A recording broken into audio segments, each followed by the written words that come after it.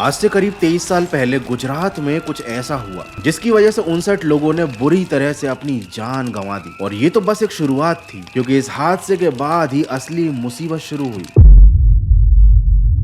मैं बात कर रहा हूँ 27 फरवरी 2002 को गुजरात में हुए साबरमती एक्सप्रेस इंसिडेंट के बारे में, जिसे गोधरा कांड भी कहा जाता है। इस इंसिडेंट से जुड़ी हुई बहुत सारी कॉन्स्पिरेसी थ्योरीज है और ये एक काफी बड़ा पॉलिटिकल मुद्दा भी है, क्योंकि हमारे देश के पॉलिटिशियंस ऐसी चीजों को न खुद भूलते हैं और न ही जनता को भूलने देते हैं। एनीवे, आपको भी इस घटना को नहीं भुलाना चाहिए। इवन आपको इसके बारे में डिटेल में इंफॉर्मेशन रखनी चाहिए, ताकि आपको भी पता रहे कि हमारे देश में इस तरह की सिचुएशंस आखिर क्रिएट क्यों हुई। वैसे तो मुझे इस मुद्दे के बारे में काफी नॉलेज था, लेकिन रिसेंटली मैंने ZEE5 पर इससे रिलेटेड एक मूवी देखी जिसका नाम था साबरमती रिपोर्ट। लिटरली उस फिल्म को देखने के बाद मेरा दिमाग चकरा गया और इसीलिए मैंने ये वीडियो बनाने का फैसला किया, ताकि आप लोगों को भी इस इंसिडेंट के बारे में पता चल पाए, जिनको इस बारे में बिल्कुल भी नॉलेज नहीं है। मैं आपको बिल्कुल बेसिक से समझाता हूँ। 2002 में अयोध्या में राम मंदिर निर्माण से रिलेटेड एक महायज्ञ हो रहा था जिसका नाम था पूर्णाहुति, और कई राम भक्त या फिर कहें तो कार सेवक इसमें शामिल होने के बाद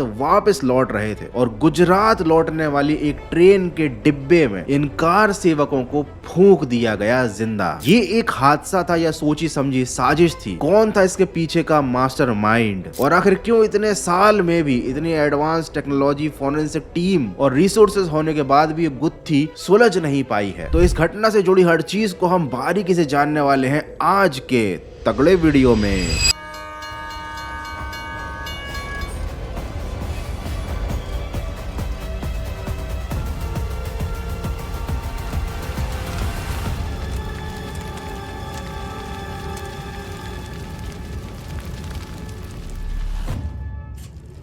राम मंदिर की स्थापना के आंदोलन को लेकर देश के अलग अलग कोने से सेवकों की भीड़ अयोध्या में जमा हुई थी, जिसमें गुजरात के भी कई लोग शामिल थे। ये लोग साबरमती ट्रेन से ही गए थे और इन्हें उसी से वापस लौटना था। वैसे तो ट्रेन का वापस आने का टाइम 27 फरवरी की रात को 3 बजे का था, पर ट्रेन अपने समय से करीब 5 घंटे लेट थी। और जब वो गोधरा रेलवे स्टेशन पर पहुंची तब लगभग 7:43 हो रहे थे। ट्रेन में जितने लोग होने चाहिए थे सफर करने वाले, उनसे कहीं ज्यादा लोग ट्रेन में सवार थे। कई लोगों का कहना है कि ट्रेन के कुछ डब्बों में तो इतने ज्यादा लोग थे कि टीटी ढंग से टिकट भी चेक नहीं कर पा रहा था। लेकिन ठीक है, जब हमारे देश में ऐसा बड़ा धार्मिक समारोह होता है तो ये ऐसी सिचुएशंस क्रिएट हो ही जाती हैं। जैसे कि अभी महाकुंभ के समय में भी ट्रेन में काफी ज्यादा क्राउड रहता है। लेकिन ऐसी ही सिचुएशंस का कुछ शरारती तत्व भगदड़ मचाने के लिए या फिर अपनी प्लानिंग्स को एग्जीक्यूट करने के लिए इस्तेमाल कर लेते हैं। ट्रेन गोधरा स्टेशन से बस थोड़ा ही आगे बढ़ी थी कि किसी ने ट्रेन की चेन खींची, जिसकी वजह से ट्रेन रुक गई। और जब ट्रेन रुकी तब ट्रेन को हजारों लोगों की भीड़ ने घेर लिया।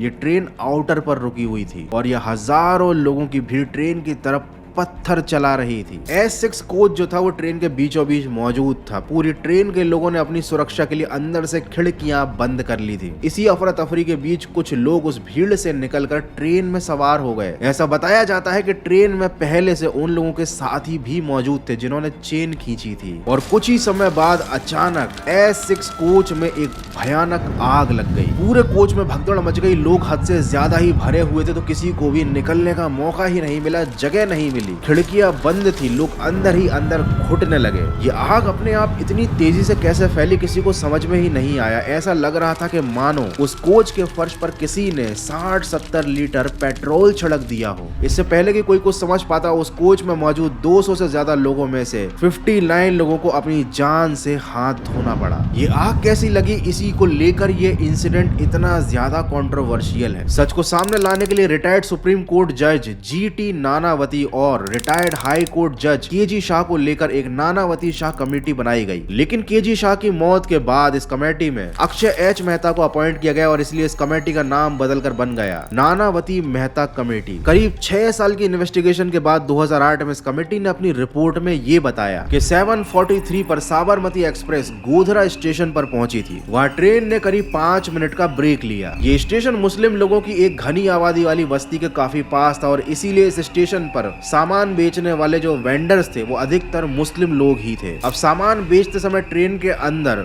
जो कार सेवक थे उनकी इन वेंडर से किसी टॉपिक को लेकर या किसी बात पर बहस हो गई या कुछ नोक झोंक हो गई। करीब 7:50 पर ट्रेन आगे बढ़ी और इसी बीच बार बार लोगों ने ट्रेन के अंदर से चेन खींची। लगभग 60-70 मीटर ट्रेन आगे बढ़ी, उसके बाद ट्रेन आउटर पर रुक गई। जैसे ही ट्रेन रुकी 2000 करीब लोगों की भीड़ ट्रेन के दोनों तरफ इकट्ठा हो गई और इस भीड़ ने ट्रेन पर पत्थर मारने शुरू कर दिए। अब ये लोगों की भीड़ का इकट्ठा होना और ट्रेन का रुकना कोई कोइंसिडेंस नहीं था। ये हजारों की भीड़ के लोग हाथ में पत्थर लेकर ट्रेन का पहले से इंतजार कर रहे थे। इन्हें मालूम था कि ट्रेन जरूर रुकेगी। चलो ठीक है कि लोगों ने ट्रेन पर पत्थर चलाया और ट्रेन के अंदर बैठे लोगों ने खिड़कियां बंद कर ली अपनी सुरक्षा के लिए, लेकिन अब सवाल ये उठता है कि ट्रेन में आग कहां से लग गई। इसका जवाब मिलता है नानावती मेहता कमीशन की FSL लैब अहमदाबाद की रिपोर्ट्स में। ये FSL मतलब फॉरेंसिक की वो लैब है जिसे इंसिडेंट के बाद इस जांच को करने का मौका दिया गया था। इन्होंने आग लगने वाली जगह को इंस्पेक्ट किया, उसको चेक किया, उसके सैंपल्स को अपनी लैब में ले जाकर उसके बारे में पूरी इन्वेस्टिगेशन की और अपनी एक रिपोर्ट सबमिट की। FSL की रिपोर्ट में लिखा हुआ था कि ट्रेन में आग किसी शॉर्ट सर्किट की वजह से नहीं लगी थी, बल्कि ट्रेन में लगभग 40 से 60 लीटर फ्लेमेबल फ्यूल या लिक्विड फैलाया गया था, वो भी अंदर से, जिसकी वजह से ट्रेन में आग लग गई। और इस पूरी चीज को प्रूव करने के लिए एक सिमुलेशन टेस्ट भी कंडक्ट करवाया गया। मतलब एक खाली ट्रेन के डब्बे को पटरी पर खड़ा किया गया, अंदर से फ्यूल उड़ेला गया, उसमें आग लगाई गई, सेम वैसी सिचुएशन क्रिएट की गई ताकि जांच करने वाले लोगों को सच्चाई जानने में और ज्यादा मदद मिले। पुलिस के हिसाब से ट्रेन में जो आग लगाई गई थी वो शायद बाहर से लगाई गई थी, लेकिन ट्रेन की खिड़कियों की जो हाइट थी वो करीब 7 फीट थी, जिसकी वजह से अगर कोई बाहर से पेट्रोल डालता तो आधे से ज्यादा पेट्रोल तो बाहर ही गिर जाता, वो आग लगाने वाला शायद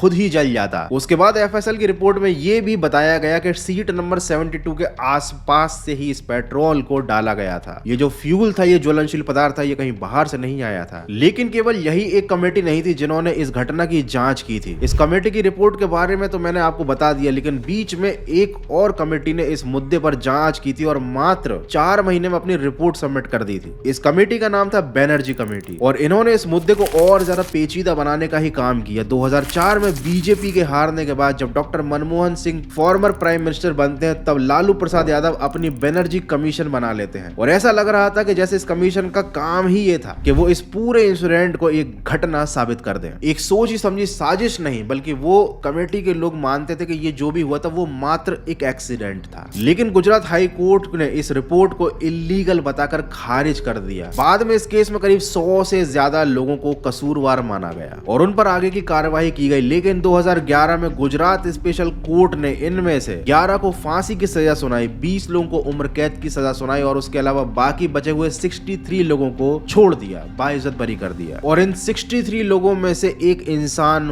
वो भी था जिसको इस पूरी घटना का मास्टरमाइंड माना जा रहा था। लेकिन ठीक है, अब कोर्ट ने कोई डिसीजन लिया है तो सारे सबूतों, गवाहों को कंसीडर करके ही लिया होगा। बाद में इन जो 11 लोगों को फांसी हुई थी ना, उनकी सजा को कम कर दिया गया, उनकी सजा को फांसी से बदलकर उम्र कैद में बदल दिया गया। बहुत सारी रिपोर्ट्स की अगर माने तो ऐसा बताया जाता है, ऐसा लोग मानते हैं कि प्री प्लानिंग की गई थी इस पूरी घटना की। कई लोगों ने ट्रेन को रोकने की प्लानिंग बनाई थी, पहले से 40-50 लीटर पेट्रोल इकट्ठा करके रख लिया गया था, भीड़ को जुटाने का भी पूरा इंतजाम पहले से था, क्योंकि इस घटना को अंजाम देने वाले लोगों को मालूम था कि ट्रेन उस जगह पर जरूर रुकेगी। अब आखिर इन कार सेवकों ने, राम भक्तों ने किसी का क्या बिगाड़ा था? ये लोग किसी से लड़ाई लड़कर वापस तो नहीं आ रहे थे, लेकिन फिर भी इन बेगुनाहों को जिंदा जलाया गया। ना औरतों पर तरस खाया गया, ना ही बच्चों पर तरस खाया गया। बहुत सारे लोग ऐसे थे सिस्टम में जिन्होंने इस घटना को दबाने की, इसकी सच्चाई को छुपाने की कोशिश की। उस समय मीडिया में भी ऐसे कई लोग मौजूद थे जो इस घटना से रिलेटेड इतने सारे झूठ फैला रहे थे कि उन झूठों में उलझकर सच कहीं दब जाए, जनता को पता ही ना चल पाए कि असल में क्या हुआ था। और शायद उनकी ये कोशिश काफी हद तक सक्सेसफुल भी हो गई है। हम में से अधिकतर लोग, जो यंग जनरेशन के लोग हैं, वो इन घटनाओं के बारे में नहीं जानते, न जानना चाहते हैं। लेकिन सच्चाई ये है कि अगर आपको अपना इतिहास नहीं पता होगा तो आपको भविष्य में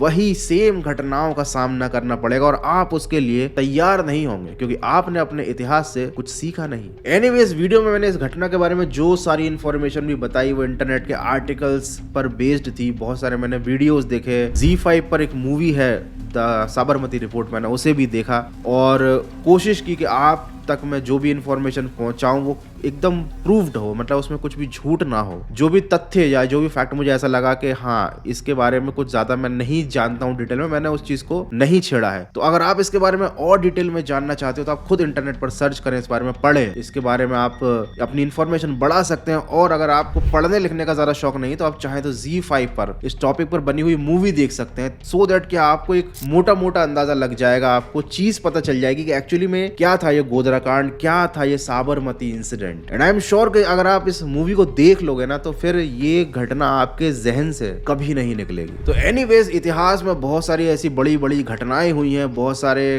कांड हुए जिन्हें अंजाम दिया गया है जो कि इंसानियत को शर्मसार करते हैं। ये सारी घटनाएं हमारे देश में एक काले धब्बे के समान है और मुझे तो ऐसा लगता है कि हर पक्ष की ये कोशिश होनी चाहिए कि इस तरीके की घटनाएं ना हो, क्योंकि इससे फायदा केवल कुछ चंद लोगों को होता है जो मुद्दे भड़काते हैं, अपना फायदा निकालते हैं, लेकिन आम जनता हमेशा ऐसी घटनाओं में पिस जाती है, चाहे वो इस पक्ष की हो या उस पक्ष की हो। So that's it for today. I hope कि आपको इस वीडियो में दी गई इन्फॉर्मेशन अच्छी लगी होगी, आपको ये टॉपिक पसंद आया होगा और आप इस बारे में और ज्यादा अपना नॉलेज बढ़ाएंगे, इस बारे में और जानने की कोशिश करेंगे। तो ZEE5 पर मूवी अवेलेबल है, लिंक भी मैं दे दूंगा डिस्क्रिप्शन में, देख लेना आप। और साथ ही मुझे कमेंट करके बताना कि और क्या टॉपिक है जिनके ऊपर आप वीडियोस देखना चाहते हो, ऐसे ही हमारे देश के इतिहास से जुड़े हुए कुछ टॉपिक मुझे बताओ, कुछ सजेशन दो। तो इस वीडियो को फटाफट से लाइक कर दो, अपना नॉलेज बढ़ाते रहो और अपना ख्याल रखो। मिलते हैं अगले एक और तगड़े वीडियो में।